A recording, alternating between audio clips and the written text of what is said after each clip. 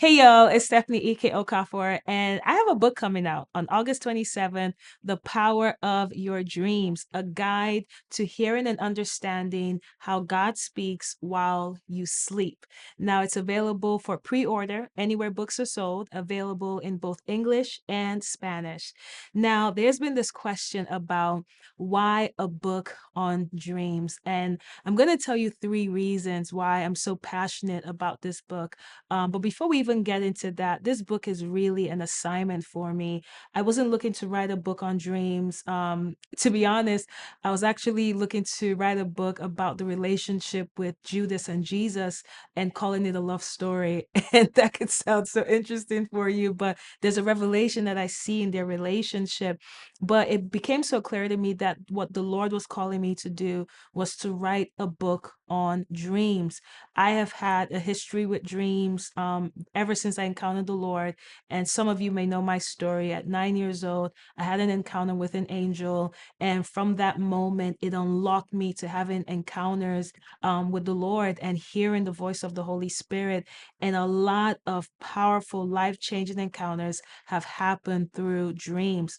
Now, let's go back to why I wrote this book, why I believe in this book, why a book on dreams. Three key things that I will share today. Number one is the significance on the seeing realm. What do I mean by this? There are four primary ways that we experience the voice of God, right? Number one is the feeler. Number two is the knower. Number three is the hearer. And number four is the seer. And so the feeler, and I'm going to summarize this. I really dig into this in the book. The feeler are those that, they have a, they kind of, God shares his emotions with them, right, concerning a thing. So this is when people say, I sense peace when I'm here. Like I sense peace about this decision. I sense a peace. So what the Lord is communicating to you through your emotions is He's in it. Be still, right? That be at peace. And then sometimes you will go to a place, everything on paper looks amazing, but there is this like irky feeling, this disruption in your spirit because the Holy Spirit is communicating to you that He is not in this, He is not for it. And so you sense His voice through your emotions, right? Then there's the knowers. The knowers are those that it's almost like the Lord, He shares His thoughts with you when the Holy Spirit shares His thoughts with you. And so there are things that you just know to do. It's not that you can't really pinpoint that I had a dream, I had a vision. There is just a knowing I must do this. And oftentimes this is accompanied by the gift of faith. When you just have this ridiculous faith to do something and it makes absolute sense to you. You didn't have a dream about it. It's not like you had a word about it, but you just know that if I do this thing, it will work. And you're willing to risk it all to do this. The Holy Spirit is sharing His knowledge with you about a direction He's called you in, right? And then there are the hearers. And you can hear, and there are two ways you can hear. One is more rare and the other is more common. So you can hear audibly, right? There's experiences with hearing the audible voice of God. And that's when literally the Holy Spirit just, penetrates your earwaves to get a message to you. And there's when you hear Him from your, just like your inner voice, right? That's when people talk about the voice in their head outside of their own, and the Holy Spirit is guiding you and teaching you. And so we go into this extensively. But then there's the seers. Now, the seers are those who experience visions and dreams. It's so interesting in the Bible, dreams are also known as visions of the night, right? And so this is now where through you realize that not everything you see is all that there is. Right. That is why sometimes in the Bible, you see when it would say, and the Lord opened his eyes and then he saw, boom. And so what you're seeing in the natural realm is not all that there is. There is spiritual activities happening all around you. But beyond that, you can have a vision where all of a sudden it's almost like the same way that you can engage with your imagination, that the Lord can bring you into a place and you're seeing it play out. And he's showing you about events to come or about something that you need to pay attention to in present time. And then obviously you have dreams when you're in a sleeping state. Now, dreams are so unique because in a dream, you can experience all things at the same time. In a dream, you can feel, you can know, you can hear, you can see. All experiences come together at once. This is the unique place about the seeing realm and about dreams, particularly. Now, I love this so much because even when I was doing research, in the natural, right, it is said that the natural sight perceives up to 80% of all sensory impressions. And for this reason, scientists regard it as the most important of all human senses, the natural sight. But this is only a reflection of spiritual sight. Spiritual sight holds so much significance because you're experiencing everything. You can experience it all at once, right? And the beauty is, even though, and the seeing realm is so beautiful because even though you don't have 20/20 eyesight, right? Do you know that blind people dream? I thought that was incredible, in just revelation when I was reading about it, that a person born blind can actually dream with visual imagery. See, it goes beyond, what makes sense. It goes beyond the norm, right? So, number one is the significance of the seeing realm. You need to tap into the seeing realm. You need to tap into that stream of revelation and insight. Number two is recognizing that it is a language for the last days. Now, Acts 2, verse 17 says, "And it shall come to pass in the last days, says God, that I will pour out my spirit on all flesh. Your sons and your daughters will prophesy. Your young men shall see visions, and your old men shall dream dreams." Now, this has been a mystery to me for a long time. I'm like, God, what does it mean your old men shall dream dreams? Because we know that everyone dreams. There's a track record of God speaking to people of all ages through dreams. And so, why is it saying that in the last days, which we are in, your old men shall dream dreams? This is not about age, but about maturity. There is a maturity in the spirit to consistently receive words from the Lord, receive messages from God through your dreams. What do I mean by that? God does not speak to waste words. God does not speak to entertain. God does not speak to gossip. There are moments where, in the mercy of God, He's trying to get a message to you, right? Because maybe of the significance and the magnitude of what needs to happen. But when you talk about consistently receiving from the Lord, there is a maturity to know how to handle the words of God, where you don't just discard them as random. You just don't write it down and forget about it. God does not speak to waste words. So there is a place of maturity for the believer where we can be in a position that we are constantly receiving messages from God. Now, this is so significant because even in the Lord's Prayer, Jesus would talk about, "Give us this day our daily bread." When you study the life of Jesus and you recognize when he talks about food, that he's not just talking about natural food, when he even, especially that concept of bread, that he's talking about spiritual food. Give us this day the word that we need that will sustain us for the day. Give us this day the revelation and insight that will give us direction for how to move.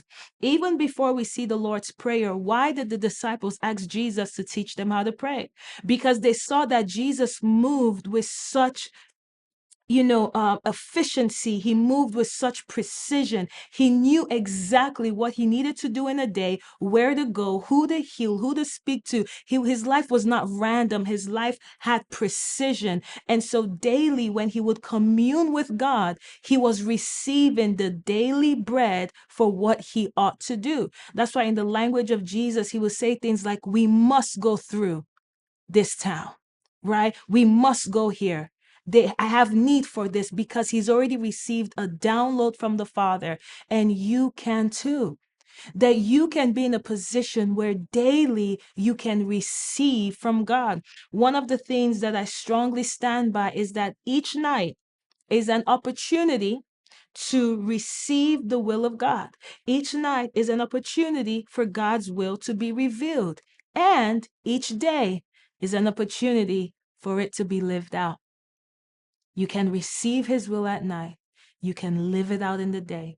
When you study the book of Genesis, the evening started the day. And so at the start of the day, you can receive the will of God through receiving messages from God concerning your life, right? And so number two, it's a language of the last days, but we must be mature to step into it, right?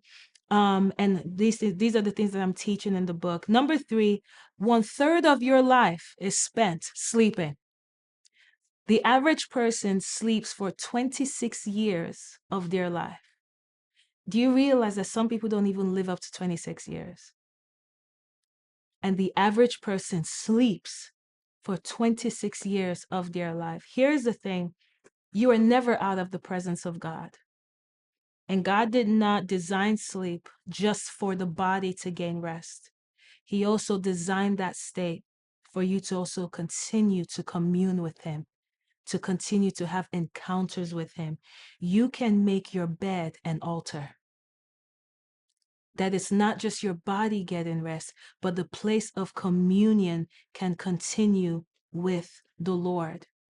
And you see, when you tap into the power of your dreams, you redeem time. There are things that when the Lord begins to reveal to you, because I'm talking about being in a stream of revelation, right? That in the state where you are, your busyness is out of the way, you're not, your bias is out of the way, in the state that the Lord has the most liberty to plant the seed of his word in you, you can receive a word that will change your life. There are different reasons that God speaks. He can speak to warn, he can speak to bring creative vision, he can speak to release strategy, he can speak to bring impartation, he can speak to reveal future events, he can speak to give you an advantage in life. So you always want to posture yourself in a place that you are in the stream of revelation from God.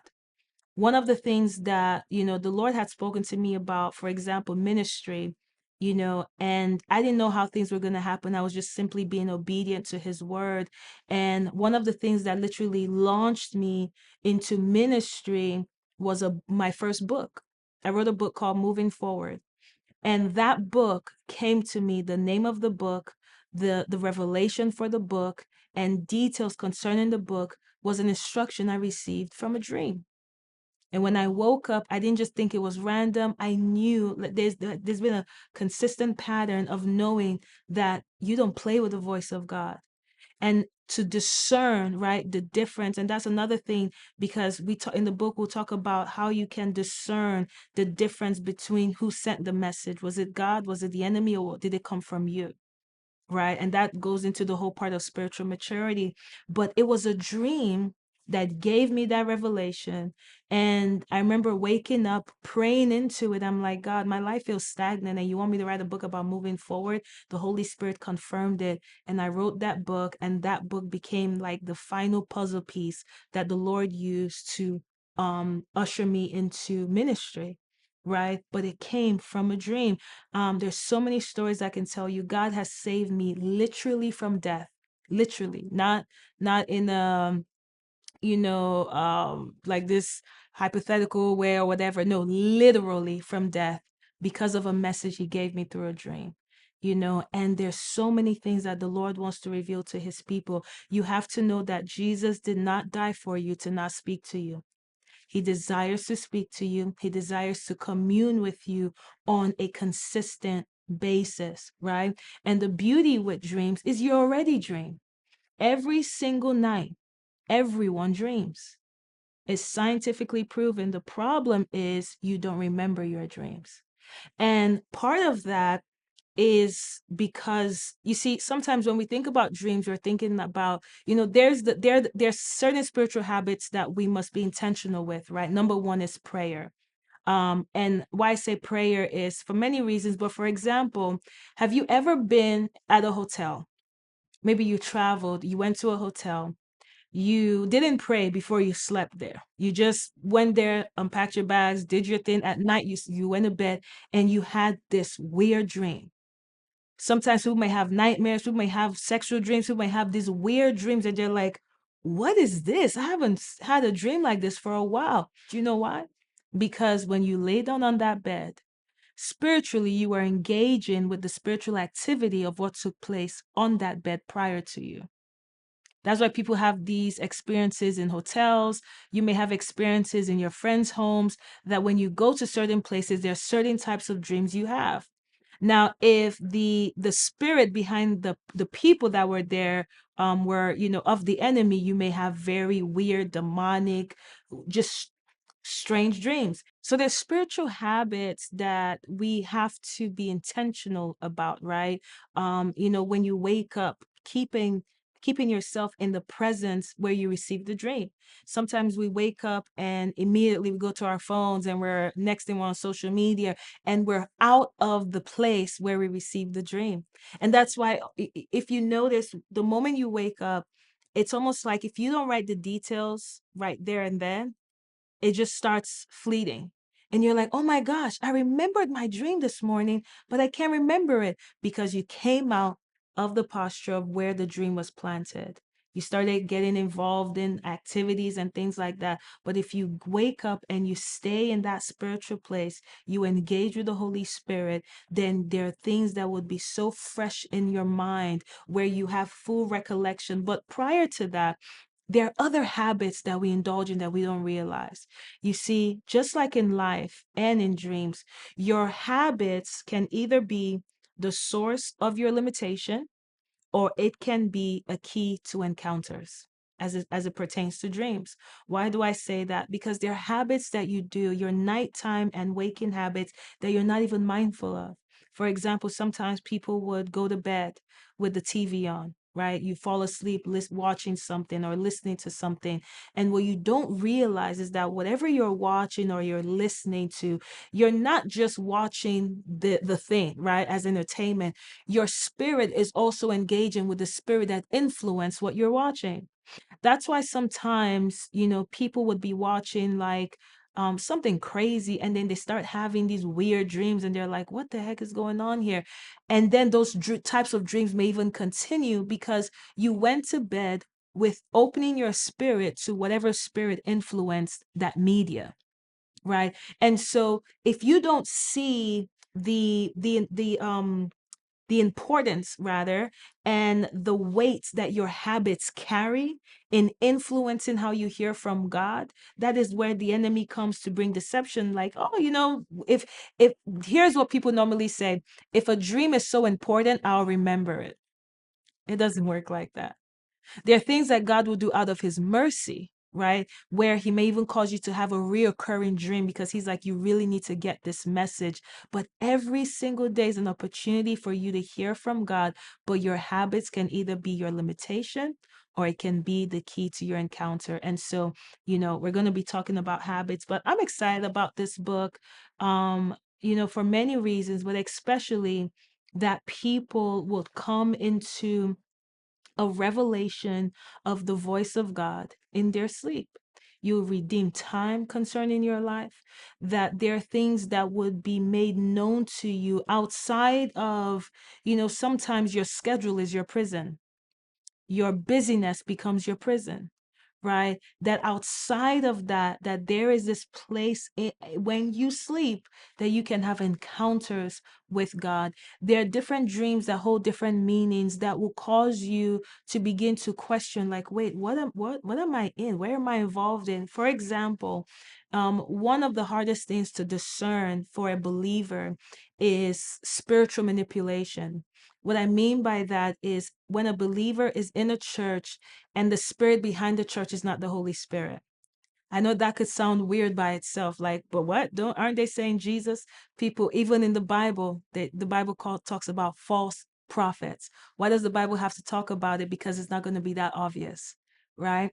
So there are times that a believer could be in a church and it's not the Holy Spirit that is the spirit behind it. They're demonic spirits that are orchestrating things. In the goodness and mercy of God, there are certain dreams that will trigger you to start questioning, what am I involved in? One of those dreams is when you start having sexual encounters in your dreams, where there are people that keep trying to come, have sex with you, and very explicit things, and there's no reason in your natural life why you should be having those dreams. And these are warnings, because here's the thing: in the natural and spiritually, rather, sex is symbolic for oneness, right? That's why it talks about, when a man leaves, his mother and father, and he goes to his wife, and the two shall become one, and all this good stuff. There is intercourse that brings them into this place of oneness spiritually. Now, when you're having these weird demonic dreams of seeing yourself sexually involved with weird creatures and weird people, and sometimes you may even see the face of that minister or things like that constantly, and it's a reoccurring thing, that the Lord is trying to warn you that you are becoming one with that which is against me. There is spiritual adultery taking place and you don't even know it. And so it starts to manifest in your dreams. It's not a nightmare. It's not to scare you. It's to make you aware that spiritually there is adultery being committed, that you are becoming one with things outside of the Holy Spirit. And so when you take such a dream and you bring it before the Lord and you begin to pray into it, He would open your eyes, because that is a blind spot to you. You're convinced about that ministry, you're convinced about the people, and you're like, this cannot be. And so in the Lord's mercy and goodness, He plants it in a dream, and He uses imageries that would be symbolic to you to understand the message He's sending. Because there are symbols that could be understood through biblical interpretation, and there's symbols that are unique to you, right? There are people who have dreams about, their teeth shattering. There are people who have dreams about constantly seeing themselves in a classroom, and there's an exam in front of them, and sometimes they're failing the exam, or maybe they passed the exam, and God is trying to communicate to you about seasons. Hey, you're in a season where you're supposed to advance by now. You're in a season where I'm calling you to something new, right? So prepare yourself that you will not miss what's next for you, and stay stuck in where I have been, not where I am calling you to be. Right? So dreams give us this unique experience to receive the messages of God in a way that it shouldn't, because people think that when a dream has, multiple symbols, it's confusing. No, it's actually God's mercy that you will get the message. Because sometimes if you just heard, I want you to move to Baltimore, and you are not trained and developed in the things of God, that voice could come from many places. That voice could come from you. If one time you visited Baltimore, you're like, wow, this is beautiful. That voice could come from the enemy to derail you. And so when he brings it in a dream and he shows you a symbol, and there are different things and it's layered, and there's certain patterns that show you how to identify if a dream is coming from God or the enemy or self, right? And so we talk about all these things. And personally, man, I'm excited. I know the power of dreams in my life. And the assignment on this book is to awaken a generation to the power of their dreams. And so I encourage you not only to get the book for you, but also for a loved one, right? You can join the launch team. I'm going to put the link in the description box, and it's also available on my Instagram channel. You see that we have a channel literally for the launch team as Stephanie EK. But it's going to be amazing. I encourage you to share the message, right? Echo this with us, because it's not just because I wrote the book, but it's because of the message and the revelation that it carries that causes me to be so passionate about this. And I know it's going to change your life. And so, yeah, get the book. Love you all.